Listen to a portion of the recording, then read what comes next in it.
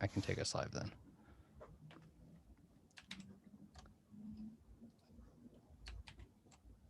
And then hopefully people will hear us. Have either of you joined the Go Slack ever? Haven't. Okay. No. I'll watch it for questions, but if either of you want to, it's like GoBridge has a Slack that basically has a ton of different Go developers in it. And that's where we usually look for questions and that sort of stuff when we're doing live stuff. But I'll repeat questions if there are any, because otherwise it wouldn't make sense as a podcast.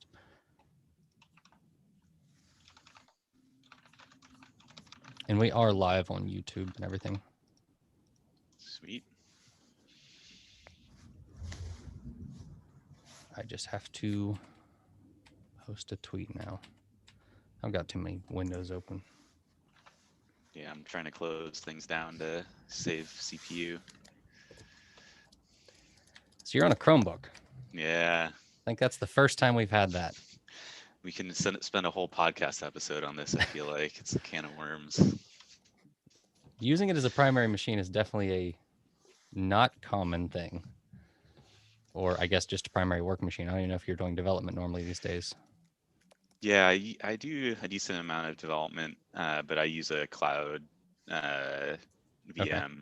So I just have an EC2 instance that I remote SSH into and do my development there, which is actually pretty awesome. Like you get AWS bandwidth and, you can restart, it's on all the time. Like you don't have to worry about turning your computer on and off, messing things up. But yeah, the Chromebook itself is pretty underpowered when it comes to like Zoom and other things that eat CPU. Yeah. I was going to say Zoom is probably pretty rough right now. I know we've had members of the Go team on and they don't have Zoom installed on their work machines. And as a result, it can like sometimes not be the best experience. Because I think the actual, I don't think you get gallery view in the web version. Whereas if you're on the like actual client, you can go to gallery view so you can like see everybody's faces the same size.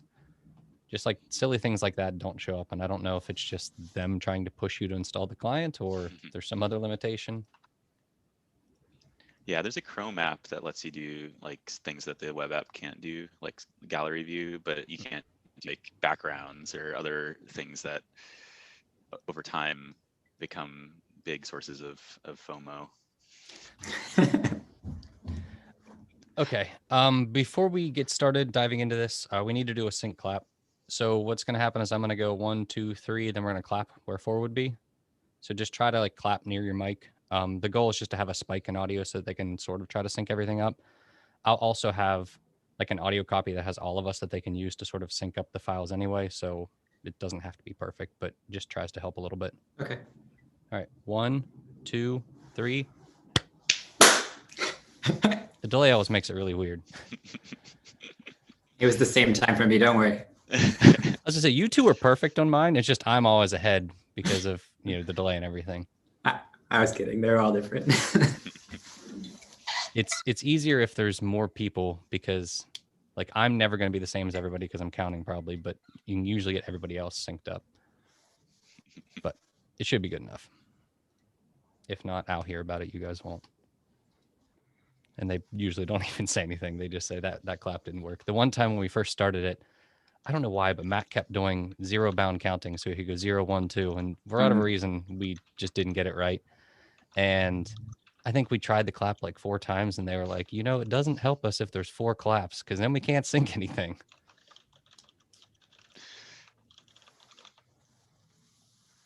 Okay. People can hear us. We're close enough to 3 that I'm cool starting. Are you guys ready? Yeah. Sure. All right. Hello and welcome to Go Time. Today I'm joined by 2 members of the team at Clever, and we're hoping to discuss different things about how you're using Go at Clever, like why you started using Go, different challenges you had, and hopefully a lot more. So our first guest is Rafael Garcia. He's the co-founder and CTO at Clever. How are you doing today, Raf? I'm good. How are you? I am good. And our second guest is Nathan Leiby. He is an early engineer at Clever. How are you doing, Nathan? Doing well. Thanks for having me. Thanks for joining. So I guess the first obvious question is, when did you start using Go? Yeah, so we started using Go in 2014, March of 2014. The company itself was founded in 2012, so a few years in, we were feeling a little bit of the pains of kind of the tools and tech that we were using at the time, and Go kind of found its way into our stack and found some early success back in 2014. Yeah, that was. So I guess it's been 6-7 years now. What were you using before Go? Yeah, so this is where I get to talk about embarrassing initial technology choices. So yeah, the first kind of stuff we did was in CoffeeScript and Node. So back in 2012, that was a popular choice. And yeah, we were primarily building an API, and that was basically the only surface area of Clever for a long time. And there was a lot of stuff that started to get a little bit unwieldy. I felt this a lot as we started to hire more engineers, just like onboarding engineers into the mess of a CoffeeScript code base that I had been primarily responsible for was tricky, and so trying to bring some more sanity to that. Go ended up being a big contributor to more success there. But yeah, we were basically feeling the pains of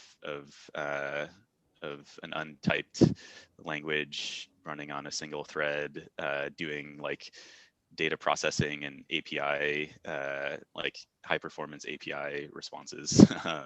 That's kind of the short story. That makes sense, especially because as a startup, I think sometimes just being able to move quickly is important, and JavaScript can be really good for that. But then there's definitely times where that starts to bite you a little bit, and you need a little more structure, especially like as you said, as you're scaling up your engineering teams. That's where I think if you have any sort of like confusion in your tech stack or anywhere where things can go wrong, it's when you start scaling up your team. I feel like is when it tends to start to show itself, because it's not just a couple people who really know the code. You have to actually have something that people can jump into. So you said that you started having some successes with Go. How did that start? Like, what was the first thing that was written in Go, or how did it end up in your team? Because some teams, I think sometimes people want to like go out and pick a language and rewrite everything, and I'm guessing that's not what you did. So what were those first projects like?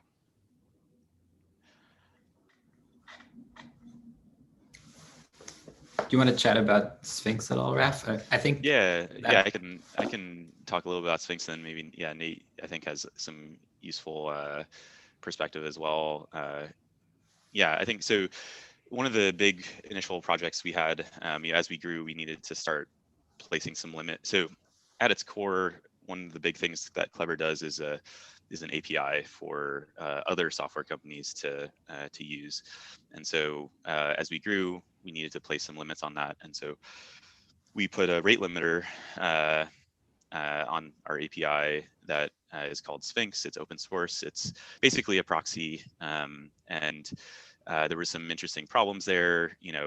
How to hold, how to run it, kind of in multiple instances that have shared state about where people are in their respective rate limits. And so we took a bet on Go, and the team was enthusiastic about trying it, and the standard library had good support for just straight reverse proxies. So we went for it, and it's been great. And I think one of the early signals we got on Go at that time was like, it doesn't require a lot of babysitting once you have something running smoothly in production. And so that was just, that started to kind of connect the dots for the team that like, as we start creating things and putting them out in the world, like we don't want the overhead of having to operate them and have to think about them after too much after we've put them into the world. And so Sphinx has been that for sure. You know, we still run it. We rarely have to think about fixing bugs or doing other things with it. And yeah, that was kind of the first step back in 2014 was that project. And then yeah, Nate probably has lots of perspective too from joining the team and jumping into some of the messes that were created. So Yeah. before you jump in, Nathan, you said you took the bet on Go. I'm assuming this was something that realistically, if you needed to pull it, like if Go didn't work out, I'm assuming this was something small enough that you could have pulled it out and replaced it with, you know, a JavaScript app if you needed to. Yeah, and I think there it was just, you know, there was enough enthusiasm on the team, and you know, I think we went into it knowing that, you know, we might have to throw all this away and go at this a different way. But you know, sometimes you have to take those risks, and it pans out, and you find a new tool for your tool set that you know, pays dividends for the team. So that's kind of what we did. And there are plenty of stories of us, you know, taking bets on other things that didn't pan out. So you win some, you lose some, I guess. Yeah, that makes sense. And hopefully we'll get into this more, but one of the questions we hear a lot is, how do I get my team to transition to Go? And I think that, like, what you gave is a classic example. If you pick a relatively small isolated problem where it's a good, you know, good test case and see how it goes, and if it's successful, then great, and you know, it was a good bet. But if it was a bad bet, it's not like a company killing bet at that point. So, Nathan, do you want to share some of the other projects that you guys jumped into early on? Yeah, I was just thinking about a different part of our stack. So another big thing that Clever does is integrates with a lot of third-party systems. So whether web scrapers or API integrations, just a big part is like extracting data. So another early place we started trying out Go was to build some of those data extract workers. And I think that it was a couple of months after I had to look at our Git commits to figure out exactly when, but and I think that went actually through like a spec process where like, okay, we want to build this thing. We wrote a doc. We're like, here's what we want to build. And then at that time, it'd been a few months in to go, and we're pretty confident it would be a good way to build this. We mentioned CoffeeScript, but we actually had a lot of stuff written in Python as well to do some of those extract jobs. You know, not strictly a bad language for it, but in this case, we were working with like a schema API. It was easy to think about how we'd write that data extract logic. And I think there we were really testing like, what is the development and collaboration process in this language? You know, it was less of like kind of, I don't know, the other thing was like experimental, and this was like really getting it into our real dev process. And seeing how it works with the whole team. Yeah, I think, you know, 2 people were collaborating pretty closely on this project, but it wasn't yet a huge thing, but we were starting to reconsider some of the abstractions we'd already built in Python. For example, we had kind of a worker abstraction about how you like receive a job and, you know, do some work and write an output somewhere. And we were like, well, what if we rewrote that abstraction in Go? What if we had a way to consume jobs? And then additionally, of course, all the data ingest logic. How would that work? So I don't know, it was pretty smooth. That is also still live many years down the road. I think we started seeing some of the you know, how you write tests in Go, the benefits of having types that really started making the language more appealing. Did you, like, you were testing to see if it worked with your team, obviously, and to make sure the projects worked, but were you looking at other things like, you know, like how often you had bugs in production? Like, were any of those things on your mind as you were trying Go out? Yeah, I mean, I don't know how formally we're measuring all of them, but we were definitely responding to pains we felt. I think, you know, this project in some ways was like a well-structured project where we thought that, you know, some bugs we would face would be like network-related stuff that Go really wasn't going to solve. Like the system we're extracting data from is down, although maybe we learned about error handling and other things there. But I would say that, you know, immediately jumping into a tool chain where tests are like a key part of that's exposed by the language easily, and there's no like debate on which testing libraries to use or how to build them, immediately was beneficial to us. Whereas I think maybe that's the company we're sharing to, starting to do more kind of test first development. But I don't know, we saw wins there pretty quickly, I think. Yeah, that makes sense. I know I did a lot of Ruby before I switched to Go, and one of the things that always killed me was I didn't really care for RSpec, but it was the most common library for testing, so I almost had to just suck it up and learn it and use it because you were going to run into it in some company or some project or something. But on my personal project, I used something else, and I kind of switching to Go. It was nice that everybody used the same thing because I didn't have to do those mental switches or anything. It was like, this is just the way we're going to test, and it makes sense and it's pretty easy. And I don't know if you guys had the same thing, but one of my experiences switching from like a Python Ruby type language to Go was that I felt like testing was almost easier because like having a type system and everything there just I don't know, for me it made it clear like what sort of things I wanted to test versus which sort of things weren't really worth testing. With type safety you don't have to test like what happens if we pass in the wrong thing. Like there's all sorts of cases you can kind of just ignore and just focus on the important tests. Yeah, Yeah. definitely. Yeah, no, I think sorry, Nate. Yeah, I think we definitely felt a lot of that. And I think another thing that comes to mind is just like we're coming from Node, where to do anything non-trivial, you have to pull in like, tens, if not, more third-party libraries to do things like testing, to do like any non-trivial application. But with Go, we were fine.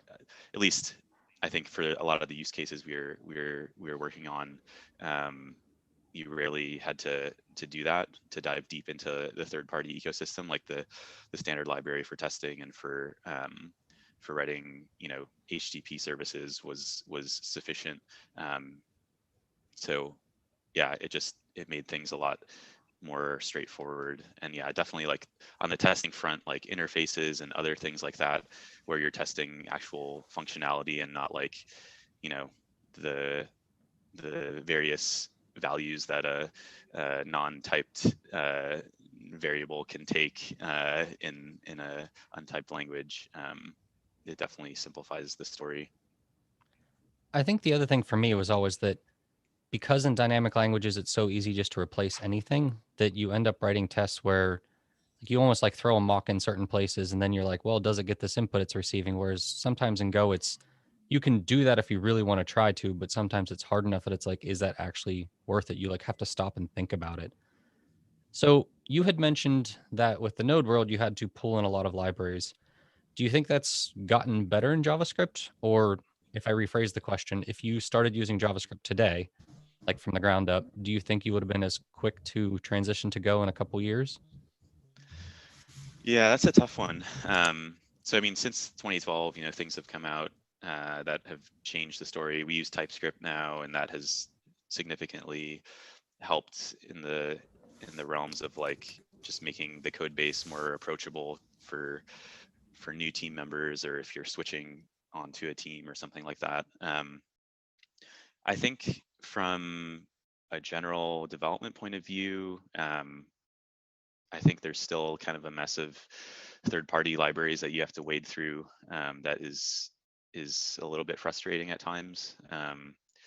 But to be fair, I think the vast majority of the stuff we do in Go is not web apps that require, a build process to create front-end JavaScript and like communication between a browser and a backend. It's the vast majority of our Go services are backend services that just need to worry about doing HTTP requests, which so it's tough for me to really. It's kind of an apples to oranges comparison for us, at least.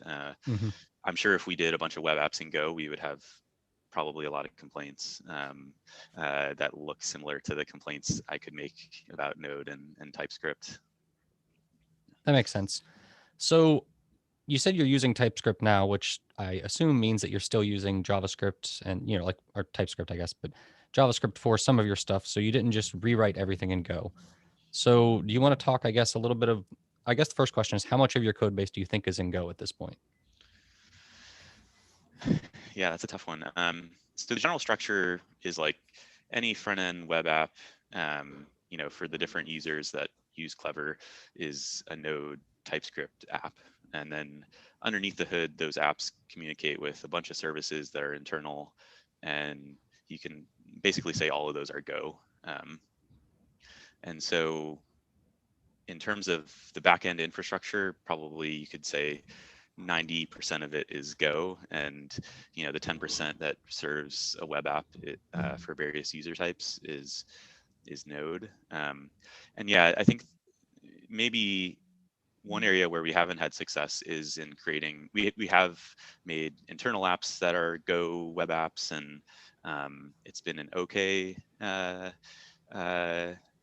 process. We haven't invested all into like doing it and trying to figure out the best process for it, mainly because there's not like a burning need to rewrite everything and get everything onto to Go or not. So yeah, I don't know. Nate maybe has some more thoughts on this. He's probably done more front end stuff lately than I have. Yeah. Well, my sense is just that the tool chain for developing something with sort of an Express server that's pretty spare, but kind of serves whatever server-side code needs to be executed.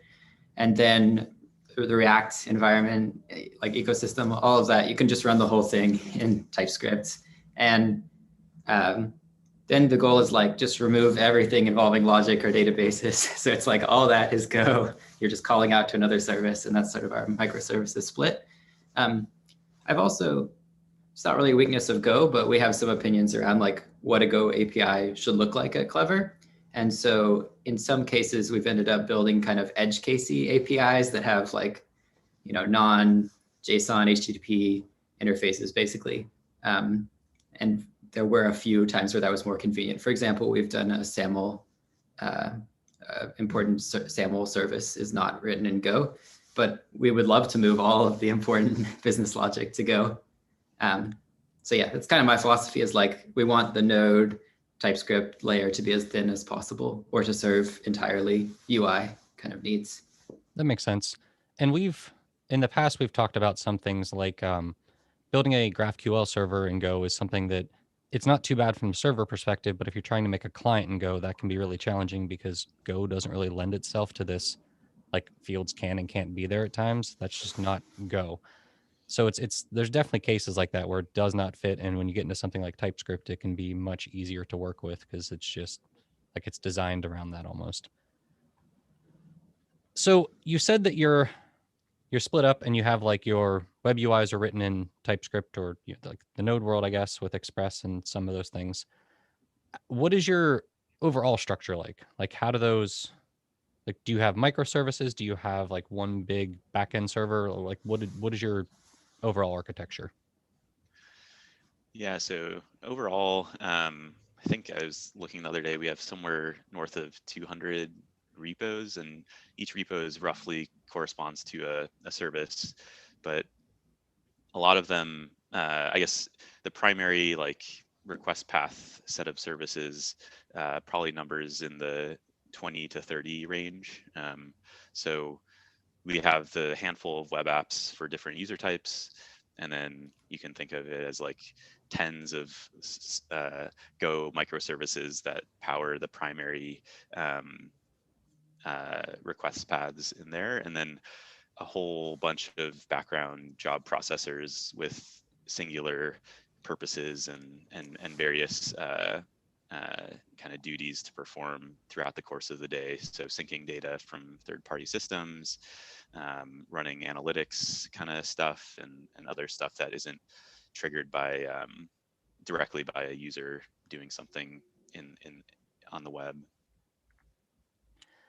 So with that many repos, to me at least, that sounds like a nightmare to manage or to go about, just because like I'm thinking in my head, if I want to make a change that touches 3 repos, like what does that deployment process look like? What does, I guess, how do you manage that? And how do you make things feel consistent as a team? Because at least for me, one of the big benefits of Go is that a lot of Go code feels the same, but I worry that if you had that many repos, you could potentially have services that look very different. Is that do you use like, I guess, some sort of generation or anything like that to make that look consistent? Yeah, so we standardized pretty early after some like painful growing pains with Thrift on Go doing kind of HTTP JSON APIs. So every service now has a Swagger Open API definition file. We have code gen that it's this thing called WAG. It's open source on our GitHub that generates a Go server, a Go client, and a Node or JavaScript client. And then, yeah, from there, there's a ton of consistency across all of those repos. And I think we were lucky in some sense to do that fairly early on because yeah, we could be in a world where there's lots of inconsistencies and jumping around would be difficult, but it's actually not that bad. I think some of this also goes into like when to create a service because yeah, it would be a tragedy I think if like to do something basic in the product you had to touch 5 or 6 services and roll out changes and make pull requests, get them reviewed and all that. But I think with a modest approach to microservices, you can kind of isolate features or things that things that need to be changed. The number of services is usually not something north of 2 or 3. So yeah, there's a lot of services, but we've put some thought into standardizing, and then we also have some tooling as well to manage some of that. So you said that or it sounds like you're conscious of the fact that you don't want to split into so many microservices that it's obnoxious. So how large do you think an average service is for you? Are we talking like 100 lines of code where it's like this tiny thing, or are we talking a couple thousand lines? Like, what does an average service look like? The way I think about it is more around, how large of like a product surface area does this service work with? Mm-hmm. So there's kind of two key types of microservices we run. And I guess I'll distinguish one thing. So a service to us is sometimes, like this HTTP API, but also, I don't know whether you think of our workers, the like data transformation things as microservices as well, but you might if they're saying they do like a single small task. But anyway, from the API layer, I think it's often like, I need to build a new product feature. It stores like pieces of data and configuration. Generally, that's one service around a product feature, and there's a data store associated with it. So really concretely, like, I'm building a new, like, totally new area of our product called analytics reports. Okay, we'll probably build our own service that contains the data regarding those. And if you need to, like, a user needs to set configuration for themselves, that would go through that service. But if someone else is then going to add a new feature on top of that, like a small incremental improvement, then they'll just add it to that existing service. So anyway, I don't know. I think of more like what product abstraction is often an important thing. There are definitely times where you might slice a microservice based on performance considerations as well. So maybe Raf, do you want to talk at all to like how we've split up SSO and thought about microservices there? Yeah, so performance considerations for us kind of boil down to what would trigger downtime. So we track pretty closely kind of our uptime and try and maximize that as much as possible. And so one of the strategies we use is for services that are in the core like request path that we call SSO, single sign-on is kind of the core feature of Clever that needs to be up all the time. We split that out into its own kind of deployment path so that all of the requests that are hitting those services are from actual users trying to log in essentially. And so we've split those services up and thought kind of carefully about their performance requirements and uptime requirements.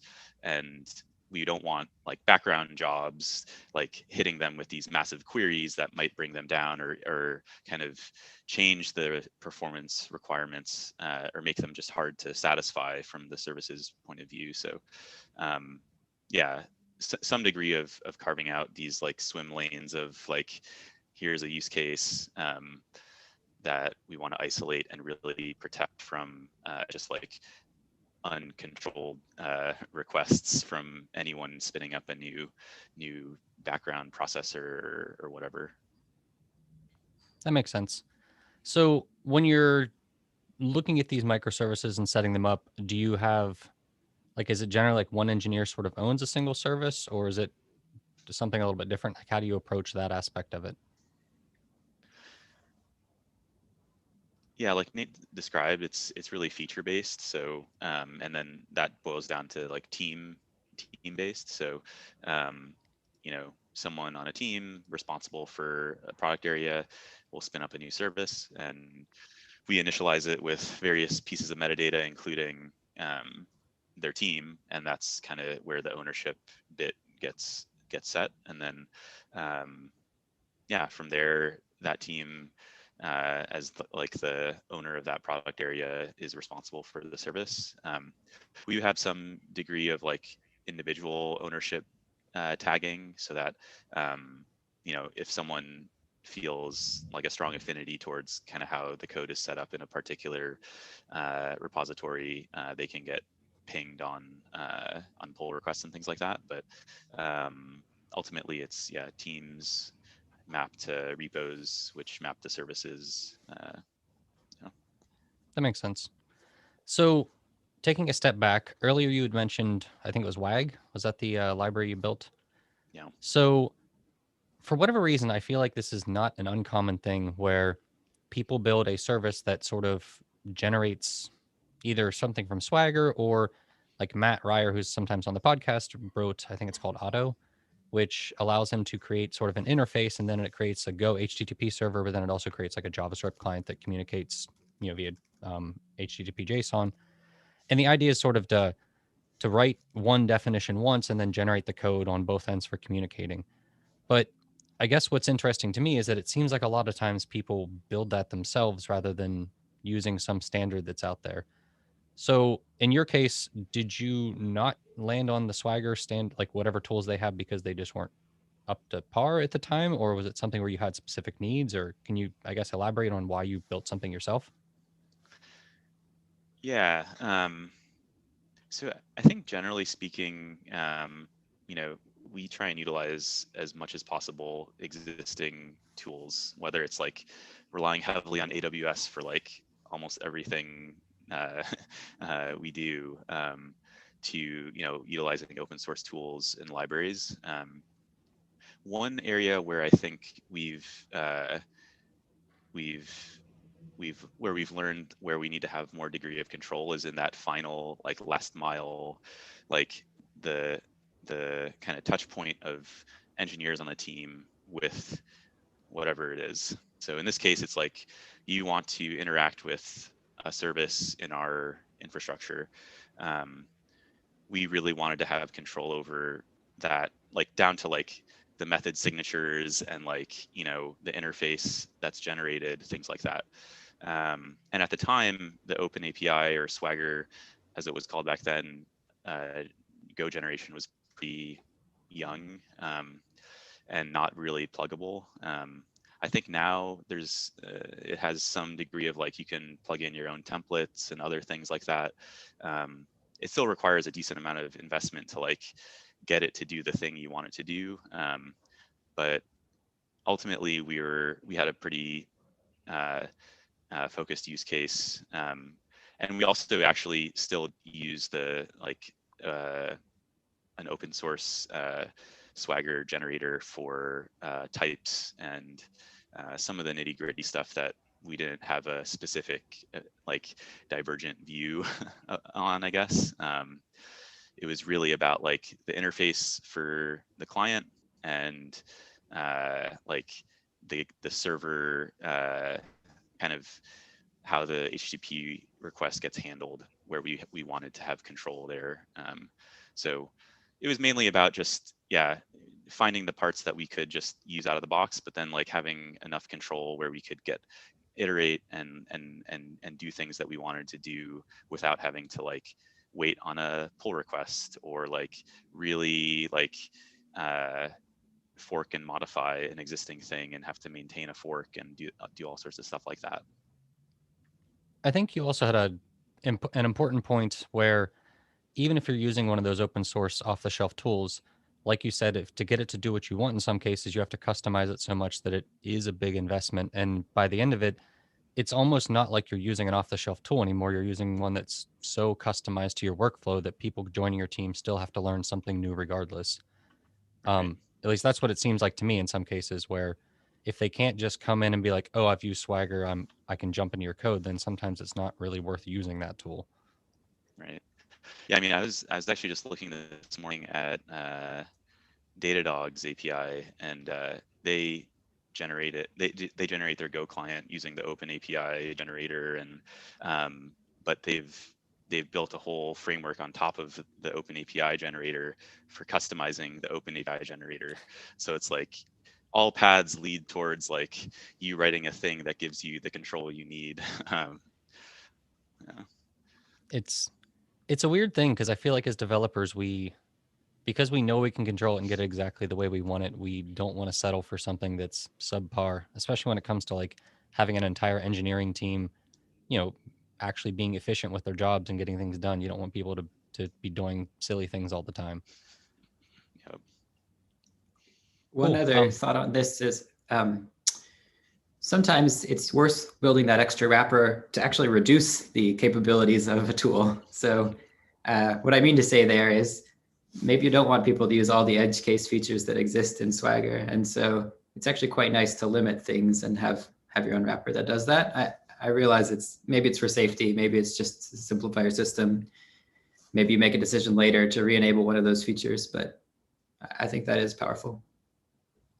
Yeah, that definitely makes sense. I know. So like a question I hear a lot when people are jumping to Go is they talk about like migrations, like what tool should I use for these migrations? And I think that stems from people using like Rails or, some of those frameworks that have really good migration tooling built into them. And then when they get to Go, it's kind of confusing because that doesn't usually exist. And I think sometimes people forget that a lot of those edge case tools like they are double-edged blade where they can help you and hurt you just as much. So sometimes keeping it simple and just writing something on your own that doesn't have them can be easier, at least in the short term. For sure. You might lose out on some long-term benefits. So we want to leverage the open thing as much as possible. Yeah, that makes sense for sure. So you've got all these microservices, and you've kind of alluded to the fact that each one will sort of have its own data layer. I guess, what does that look like? Because I think for a lot of people when they're building an application, they think of, I've got my app and then I've got like one SQL database that has everything. It sounds like that's not the case here. So can you, I guess, go into some details as to like how you interact with data and like what those services are like? Sure. Well, it's definitely something we've invested in more over time. I think from a sort of resilience perspective, we wanted to move toward a world where one service talks to one data store so that you don't get a lot of confusing request patterns on your database. So it's like, how do we actually do that operationally? The biggest success we've had is that we've put a lot of automation into spinning up Dynamo instances mostly. So it's very easy at Clever to create a web service with a backing Dynamo data store and have all the code auto-generated that, except for like, some specifics of your controller logic that are relevant to your specific app, like everything else, the web interface to send those requests, the actual code that writes the data store and retrieves data from the data store, the actual spinning up of the DB, the ability to modify the scale of the DB, all of that is pretty easy to do through minor configuration changes and highly automated. So that's kind of the best case scenario if that serves the needs of your app, which it doesn't serve every app, but it is quite a convenient way to bootstrap projects right now. Do you do something similar for like the rest of the project? Like you're saying like the DynamoDB, it's pretty easy to spin that up, but if somebody wants to start a service, do you have like templates or code generation or something for an entire service? Yeah, so all the engineers at Clever, there's a CLI we have that does things like deployment, but it also has the ability to initialize a new project. And that involves both the code template. So for example, I want to make a web service in Go. There's a template for that, a WAG-based web service. So you'll say you initialize it, it'll spit out a bunch of code, and then you're going to have to, fill in a few, like, the post handler should actually retrieve this object and write it to Dynamo. And while it does that, maybe you need some business logic added in there. But pretty much everything else about a service is already done for you. So how you receive the data and marshal it, how you validate it, that's all Swagger stuff. And then on the database side, it's like how you initialize a connection to the database, how you do writes to the database. So a huge amount of it is there's a template that sort of abstracts over what is a web service. And then there's a lot of generated code that supports the things you need to do with that web service. That makes sense. You mentioned a CLI. Is it written in Go? The most important question. It is. Did you have CLIs like that written in Node before? No, well, we actually had our main infrastructure tool before this was written in Python. And that was mainly because we're still doing a lot of like AWS interactions, and Bodo was a good library for that. And but yeah, the primary tool now that engineers use is a tool that is written in Go, which is actually interesting from the perspective of we build binaries for Mac OS for people not in Mac OS, and yeah, there's some interesting features there, and simply just packaging a binary is way easier in Go than installing something with Python always is a adventure. I know that was when I've talked to people in the past about how they got started with Go, it seems like that's a really common use case, is if you need a CLI in your organization, that Go is a good spot for it, because it's it's something that if you need to replace it, it's not going to be detrimental to the entire organization. But it's usually one of the cases where Go shines pretty well, because if you have people, like you said, on different operating systems, it's nice and easy to bundle it and actually send it to them, versus I think anybody who's tried to use a CLI in another language where you have to install these things and like hope that, or hope basically that it works, that you've got everything set up correctly, because if it's not, then it's going to be pretty tricky. Yeah, I feel like my Python installation is never in the right state whenever I go to install something. So I'm grateful for the Go binary approach. I just ran into that recently, where I was installing software that I use. It's called Softcover. It's written by Michael Hartle. But he has like a big Rails tutorial thing, and he made some software that makes it easier to sort of generate an ebook out of Markdown with a little bit of LaTeX mixed in there. And you have to install all this stuff to get it to work. And I got it all installed and set up, and rebuilt the book that I have and was doing all that. And then I went back to my blog to build it, and it had somehow, in that process of things being built, that had changed whatever software was being used there, like some third-party dependency. And like just having that issue where you almost have to, like, depending on what you're building, you have to go fix your installs for everything. And it's kind of a nightmare versus just having a CLI that you're like, I can run this and it works. I don't have to worry about that. No. Okay, so go ahead. You can go ahead, Nathan. Sorry. Oh, I was just saying, Go has certainly gone through its journey of dependence, package managers, and that's a different story. But the just ability to share the binary once it's done works amazingly well. So, and our infrastructure team, I was going to say, has loved using Go for all kinds of just kind of convenient internal use cases. I think that was a big adopter beyond sort of the APIs and data processing stuff, which is internal tooling. So it's been nice. So speaking of, have you guys, like, what is your experience with the Go mod and that sort of thing been since or have you transitioned to Go mod, and like, what has your experience there been like? Yeah. So one thing we've really liked about Go has been, it's been pretty reasonable for us to upgrade from version to version and from, dependency tool to dependency tool. I don't have like a detailed perspective on Go mod because it's worked for us really well, I think. So, we have some abstractions around how we build stuff in Go. So we have a golang.make file. We use make as our sort of primary way to do automation, both in Go projects and no Go non-Go projects. And so, for example, you might have had a step that said make dependencies that formerly, ran GoDep or whatever else. And subbing in Go mod there worked great for us. I can't think of any issues with the latest iteration. That's good to hear, because like at least sometimes it feels like all you hear is the bad news, because generally if things are working, you don't say anything. So it starts to sound like, oh, this thing isn't working at all. But in reality, for at least my experience has been that there's a good chunk of people that Go modules works pretty well for. And then there's the subset of cases that it doesn't seem to work as well for. And those people are rightfully upset and frustrated at times because you want to get back to work. So you talked about upgrading versions, and you have hundreds of repos. What does that look like, I guess, whenever you're trying to manage that many repos? Do you just do them one at a time when they need it, or what does that process look like?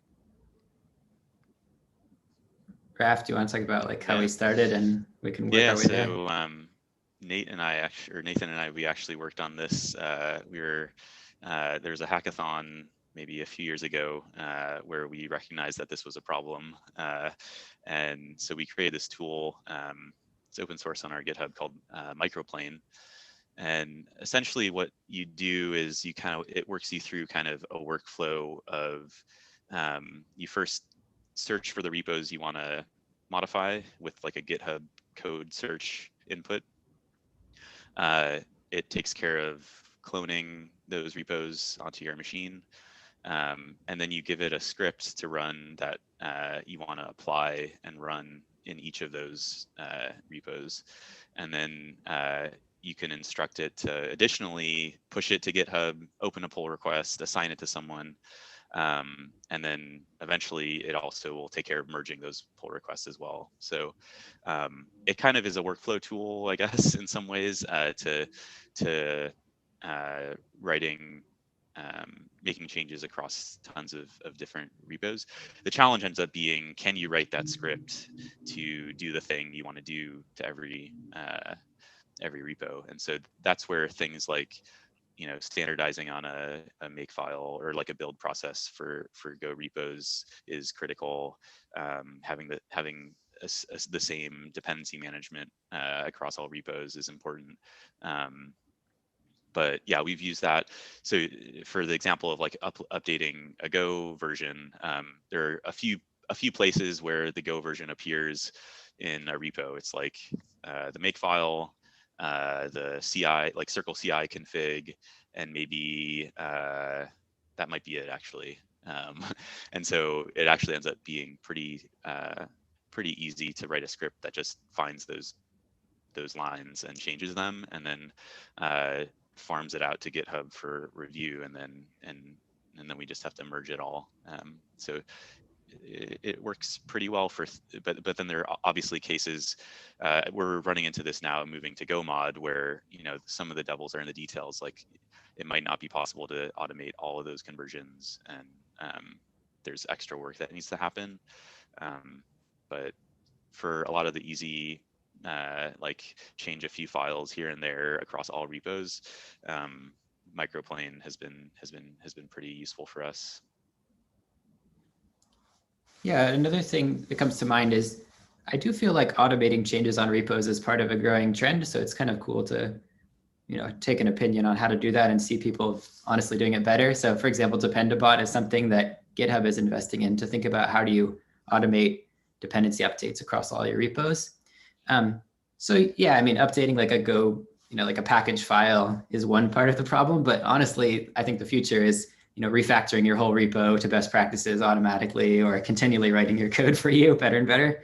And so some of the other hard parts that come up in our current process that I think we have to solve are, what if the build fails? So you made some change and like there was a breaking change.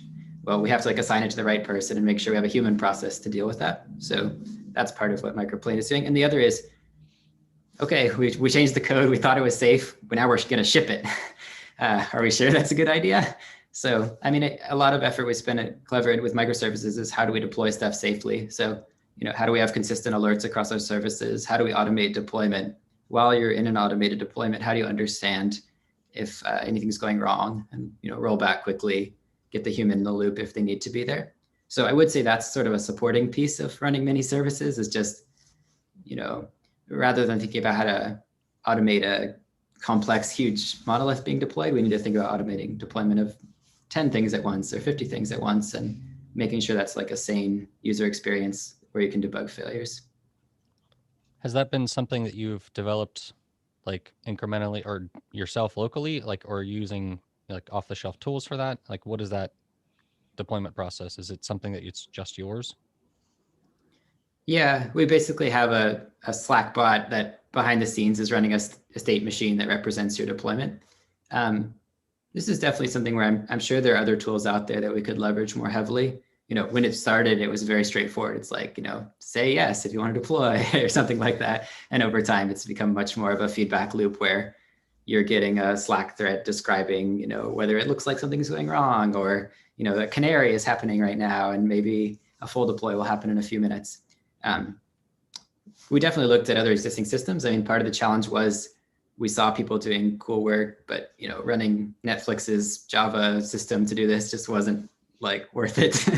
And I know Kubernetes also has done decently well with this, with having lots of tooling. I mean, we didn't build on top of Kubernetes. We're mostly on ECS, but anyway, the deployment abstraction for us is not like Kubernetes, so we can't just reuse that set of tools either. I feel like it's a pretty common pattern to, like, it's not hard for you to end up with a homegrown solution, I guess is the way I'd put it, because like you said, you usually start with one small thing, and then you just need one more small thing, so it's easier just to add it, and eventually you've got something so custom that trying to make other tools work would have been hard anyway. And I think that's one of the areas where people, at least when I talk to people who are talking about, I want to learn microservices, I think that's a huge part of it, is they want to understand, how do I deploy this and manage this? And it is a challenging problem. I don't think anybody has all the answers to that at this point. Yeah. And I think another thing too is like, you have to accept that like the underlying bits and pieces will change as well. So like Nate mentioned, like we kind of have this automated deployment process that goes through this kind of state machine of like the various phases. And initially we wrote that state machine ourselves, like it was a service with like some like database behind it that we kind of went through the motions of ticking this state machine through the different transitions. And then we started getting more proficient using AWS's like they call it step functions. It's like their state machine runtime basically, and switched to that. And now like the surface area that we actually maintain is that much smaller.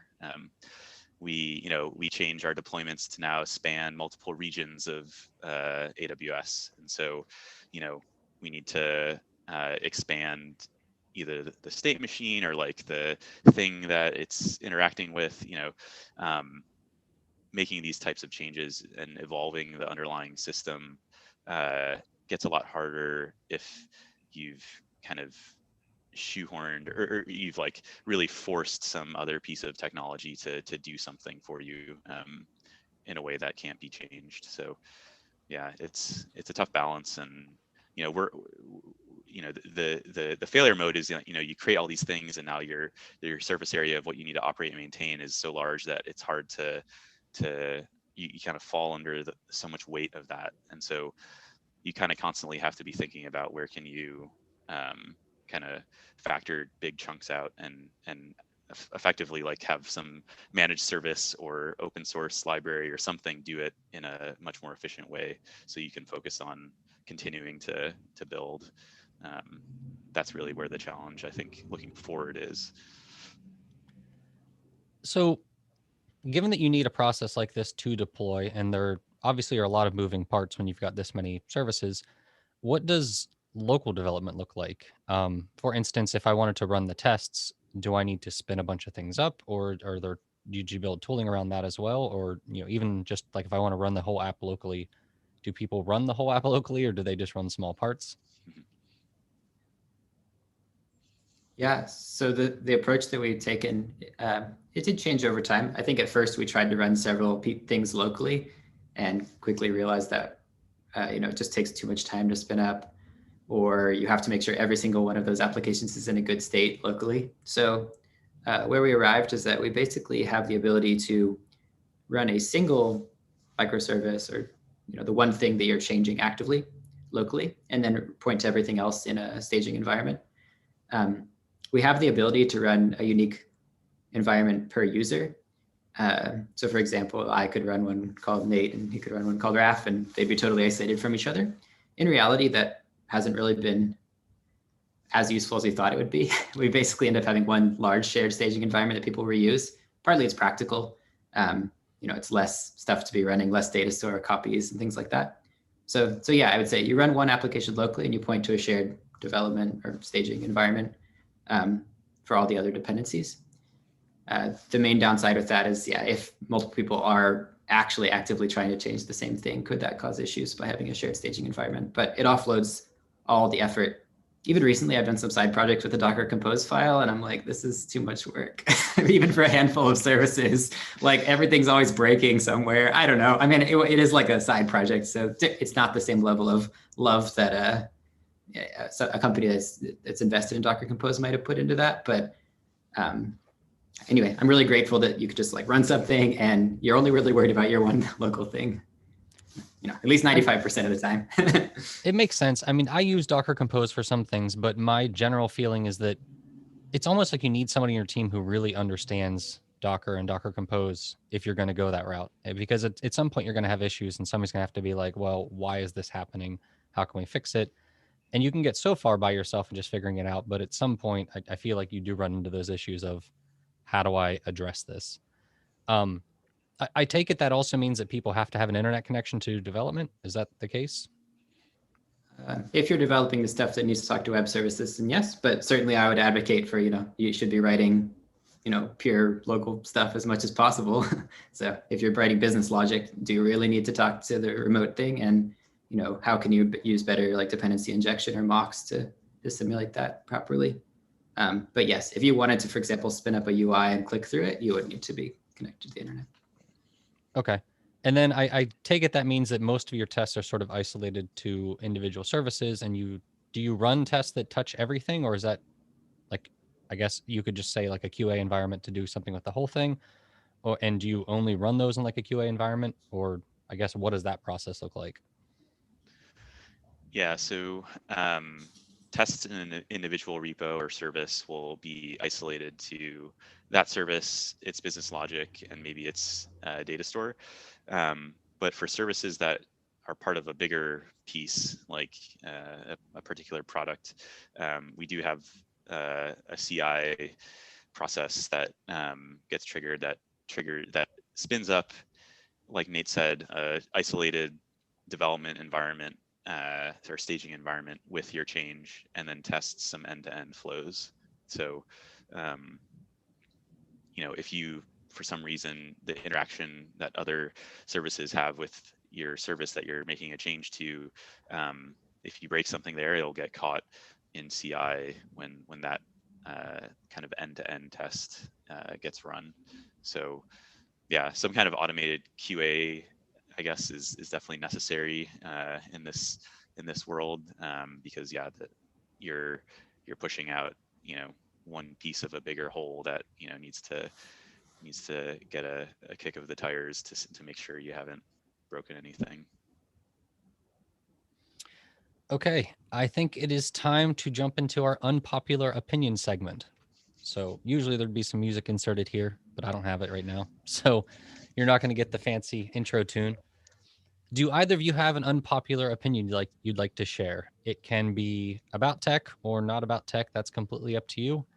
Usually what happens is we take these, we post them on Twitter, do a poll, and they'll put a little audio blurb with the unpopular opinion where you kind of defend it if you'd like to. And then people vote whether or not they think it's popular or not. I think Nate has one. Well, I'll take a wager on a Go one, but now that I started looking at who's on this podcast, I know they're way better Go than me. But anyway, my unpopular opinion is that Go channels aren't worth it. After writing Go for 7 years or so, I have probably used channels a handful of times, and the majority has been to use a time ticker or something like that. So I'd prefer just the sync package to solve pretty much all my needs. I know they're elegant. I know they solve something useful. I know they're philosophically great, but I've rarely found code that was easier to read with them. If it helps, we did have, I don't remember, maybe it was about a month ago, we had an episode where one of them, I think it was a member of the Go team, actually said that channels are kind of a foot gun, where Uh-oh.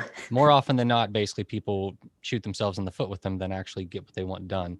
So I think Johnny took offense to that one, Johnny Borsico. But that is something that's come up. And I do think, I think there's definitely use for channels. Like there are cases where when I've used them, it's been great. Then there's other cases where you see code and it very much feels forced or like a bad way to solve the problem. And I don't know, like, do you think it's because you have people who haven't used concurrency as much and they like really just want to use them, or like what's your, I guess what's made you feel that way? Yeah, I think it's mostly that, like, I mean, I guess I haven't used that pattern as much in other languages, so it doesn't come as easily. It's a whole, you have to learn a different syntax. You have to learn some kind of edge casey blocking issues that can come up, or just like non-obvious blocking issues. And ultimately, I think, I don't know, just when I've tried to like review or talk about the code with other people, it's been more challenging to explain or agree on what's going on. So I feel like you're describing just not a super informed. Concurrency might be the problem here. Concurrency in general, like concurrency, in my opinion, is just hard to explain exactly. Like in a lot of code, at least, if it gets complex at all, concurrency is just hard to reason about. I think that's one of the reasons why so many people struggle with it. Is it's hard to imagine all the different like ways something can happen, or like I guess the order of execution, because it can be changed so much. Yeah, I feel like too, a lot of it might be informed by, like, we use Go for web services where like you have a very short amount of time to respond to your request. And like the most complicated thing you're probably doing in parallel is like a bunch of requests out in parallel and retrieve the results and do some basic processing of it. And to insert channels into that is like usually not worth it, like sync, or like there's another library we use a lot called air group. That's like basically can spin up a bunch of stuff in parallel, tell you if any of them errored, and then move on. Like no channels required, which has been a lot simpler than channel approaches. Yeah, the air group approach is definitely much easier in my experience. If you're just spinning up, like especially if you like you said, you just need to communicate with a couple web services and get results. It's so easy to use that it's hard to justify trying to throw channels into the mix at that point. All right, I can share one if we have time. We can always make time for an unpopular opinion. Yeah. Mine is quote, use the right tool for the job is usually bad advice. And I guess I should explain as well that we used to have this on our job page as something that we think about. But I think the issue I've come to have with this piece of advice, I think, is that it kind of suggests that for every job you should reevaluate your whole tool set. When in reality, over time, you kind of figure out kind of the contours of the jobs that you repetitively do, and then like kind of settle on a set of tools that works for you and the team. So I think there's probably more truth to that advice when you're early on building a team, understanding kind of what are those types of jobs that you're going to be doing a lot of. But once you've settled on a strategy that works for building, building HTTP web services that have open API definitions, like you get a lot more benefit in like investing in that strategy and the tools that support it than like reevaluating and changing that every year. So that's my unpopular opinion, I guess. It's interesting that you bring that up, because at least in theory, sometimes some engineers will view this microservices architecture and think, oh, one of the benefits is that we can write each service in whatever language is best for it. But in practice, what I've found is basically what you said, that most companies settle on maybe 2 or 3 languages that they use. And going beyond that, there might be one that's like perfect for the job, but introducing a new language there's a big cost to that for the entire company to introduce some new language. And while like Rust might be great for some specific job, that means that somebody on the team now has to understand Rust for like the rest of the life of the company. And that can be an issue, especially like you said, if, or you were talking about earlier, if you're deploying or something that does get deployed with a bug and it's a big issue, it's like, we don't have time to figure this out. Like we need somebody who knows what's going on. Right.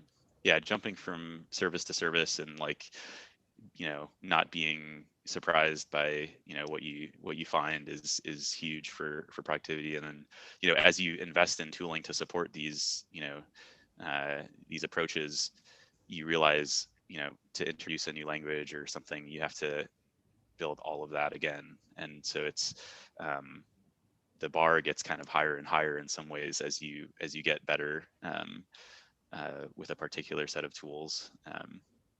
So yeah, it's an interesting thing to think about. But I think, and we've introduced new tools. Like, I don't think this is like saying like, oh, we use Go for everything. Like, for example, Nathan has been doing some like Spark stuff recently, and Go has been like not great for that. And so now we're not using Go for that, and we're introducing some new tools to do kind of this large scale data processing.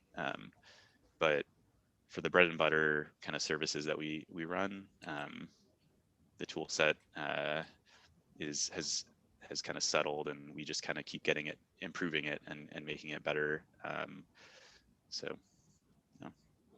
Would you say that's also why, at least I got the impression from what you were saying, that pretty much everything you have is running on AWS, like you don't use other cloud providers? Would you say that's another reason why you kind of stick with just one, is that it's the ecosystem that works for your stuff? So even if somebody has a database or something that's perfect for a project, it's just too much to add something new? Yeah, I mean, I think database selection is a big thing to think about, because it's, you can try and think, okay, like this problem I'm solving like is perfectly, you can make a case. I would argue, like, probably for any database, like I can use this database is like perfectly tailored for this job.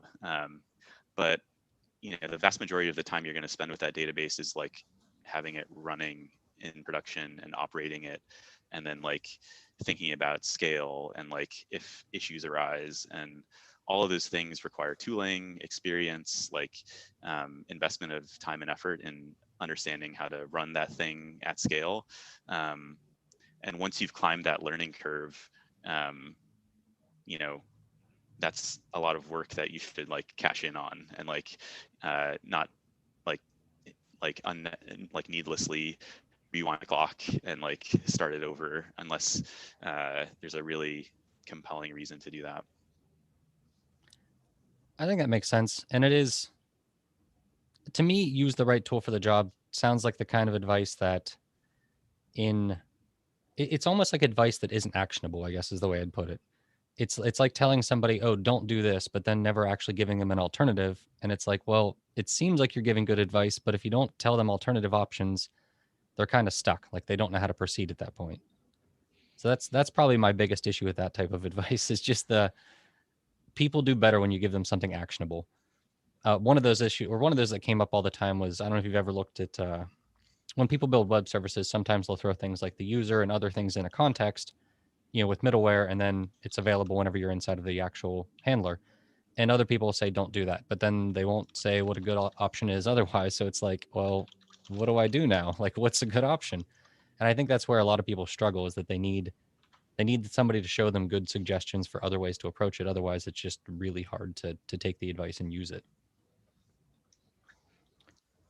Feels like it comes full circle a little to me too, where, how do you choose to move to Go? Well, is Go the right tool for the job? And I think maybe what's making me think is that advice almost talks more like a trajectory you want to go. You're like, yeah, we want to invest more in like this area, but in any given short-term thing, it's not worth it. So you got to maybe think a little bit bigger about what the right tools for the job are. Yeah, that definitely makes sense. And how big is Clever at this point? So usage-wise, we have over 20 million active users on the platform, and then company-wise, this year we'll be at around 200 people and 60 engineers. Okay. So you're definitely hitting that point where changing things up too much can be very challenging. Whereas like if you're a 2-person team, it's pretty easy to throw something new in there when it's just 2 people. Right. All right. Well, thank you both for joining. It was great having you on the show. And thanks everybody Thanks, for John. listening. Yeah, thanks.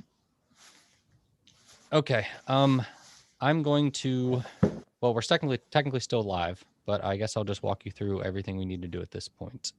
First, you can stop your recording.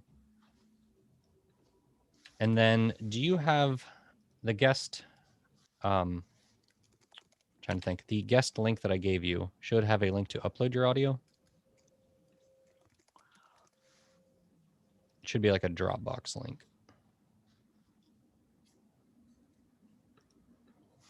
Just one sec. If not, I can get it for you. Yeah, I don't think If you can resend that. Yeah. All right, so it's kind of like buried in the guest thingy, but it's in the side of the chat here. There's like a short URL, but I don't remember what it is, so hope you can both click that. Can you access that chat, Raf? Yeah. Okay. So that should allow you to just upload an audio file, and then they'll have that. Do you care about the naming other than my No, name it and shouldn't matter. date or something? Okay. He'll figure it out. I don't. It's not my job, so I don't have to worry about it. I don't care. So how was it? How was the Good. podcast? Okay. Is this the first time you guys have done one, or? Yeah. Yeah, first time podcast debut. Hopefully you weren't too nervous or anything. Just felt like another Zoom meeting, honestly. I was gonna say at this point, Yeah. people do so many Zoom meetings, it probably doesn't make much of a difference. A little bit of, are you talking? Am I talking? Just like a Zoom meeting. We started doing the video in part because of that, because at one point we didn't even like have the video all the time, but sometimes just having somebody like put their hand up. With 3 people, it's not too bad. Where it gets kind of tough is if you throw like 4 people in there and it's a topic that like, you know, instead of like me asking you about your company, it's a topic where like we're all just talking about one thing, like error group or something. Then all of a sudden it's a little bit trickier because everybody sort of has different thoughts and opinions, and making sure everybody gets a turn is sometimes a challenge, but video Yeah. helps. At some point, there are a couple of points I was trying to gesture like, Nate, like you should take this, you should take this. Like I almost wish there was like not only a hand raise feature, but like a hand point or like opt someone in feature to Zoom or something. It's also hard too, because like when I'm hosting it, you never want to throw somebody under the bus and be like, hey, Nathan, you want to answer this? And he's like, no, I do not. So I try to like be cautious with that, but I've probably done it before. Hopefully nobody's too mad at me for it. I only regretted, saying bad things about Docker Compose or anybody. I'm like, you guys build good stuff. My bad. I like Docker Compose. It's just there's definitely complexity added with it. It's not as simple as some previous projects I've used in the past that, I don't know, they just felt simpler for some reason. Like I always did Ruby, but there was, I think it's Foreman is the one tool that would just basically spin up a couple of different things. And that to me always felt simpler than like Docker. Now, granted, it had its own set of drawbacks, but it just always felt simpler. Yeah, hopefully the shitstorm you trigger isn't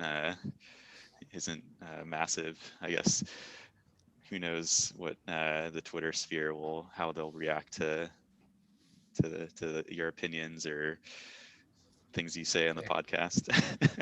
Generally speaking, all of our audience is usually pretty open for discussing things and getting different perspectives. I wouldn't say that you have much to worry about. And the channels thing is something that comes up.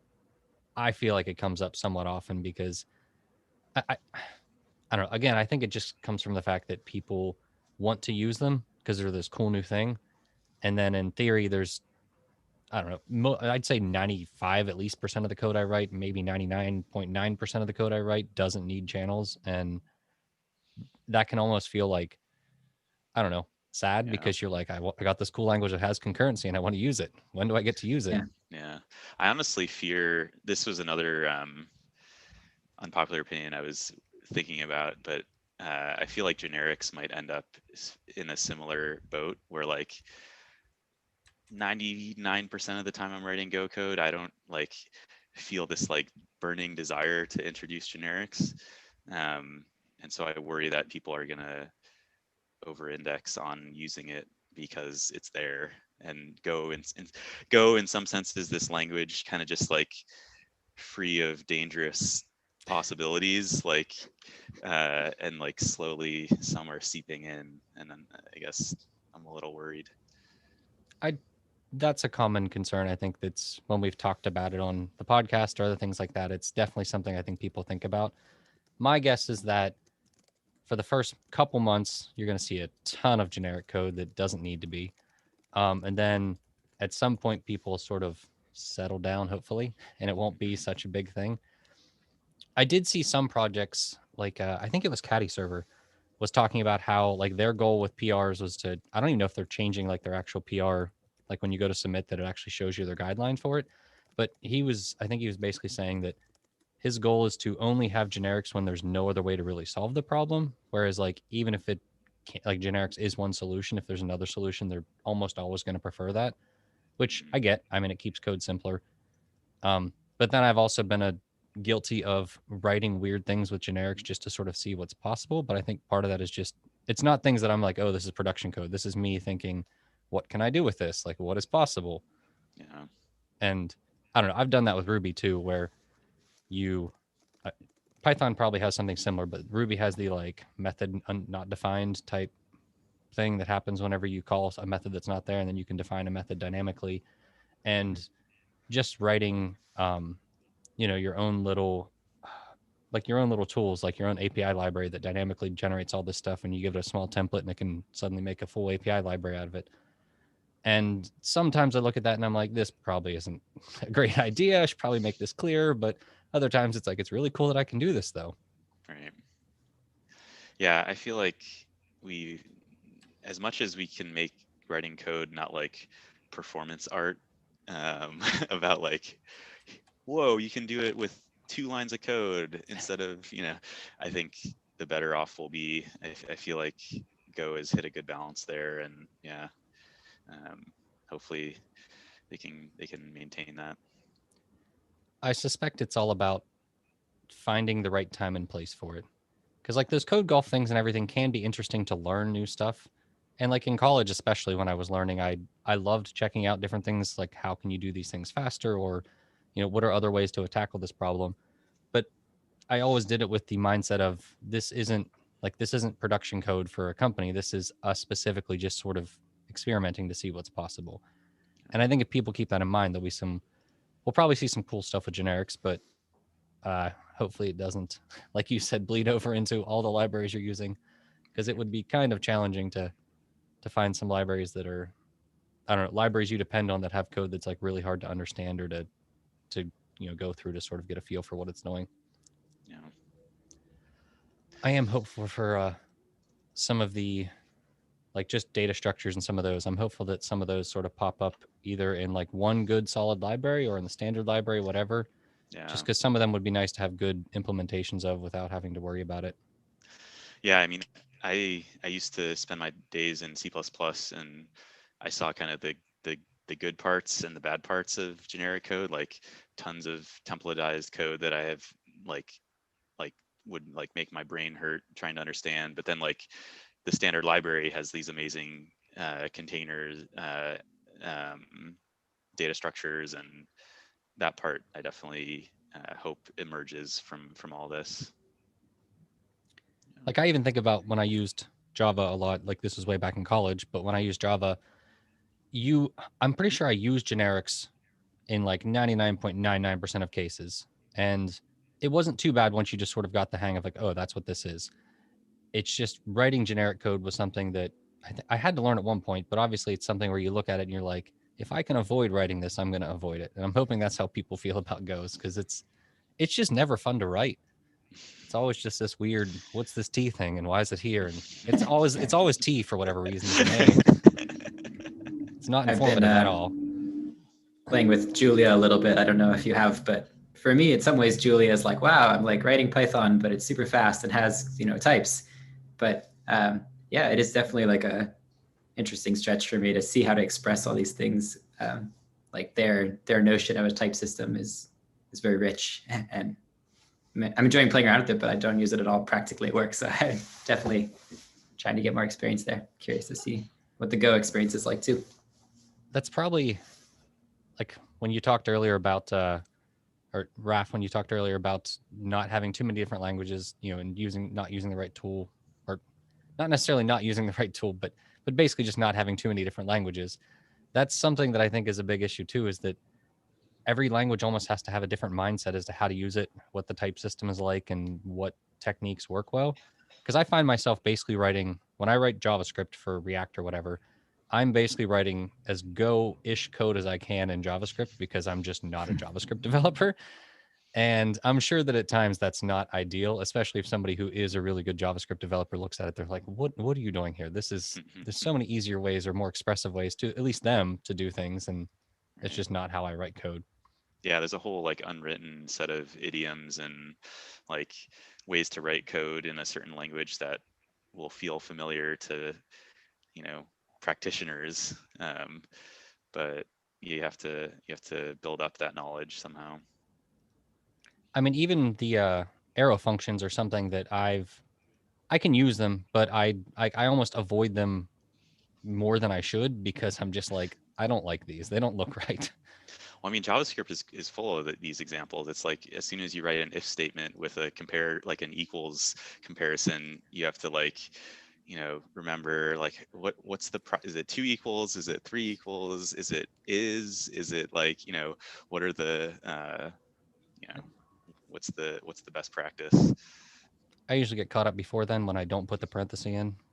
Yeah, I was thinking of that actually. It was my first thing I noticed. I'm like, I don't even get to the equal signs before it's like, nope, you did it wrong. I can tell you we endorsed Prettier at Clever basically because Go format was such a pleasure to use. So, so is everyone else by now, but it's just, man, get rid of those problems. Yeah.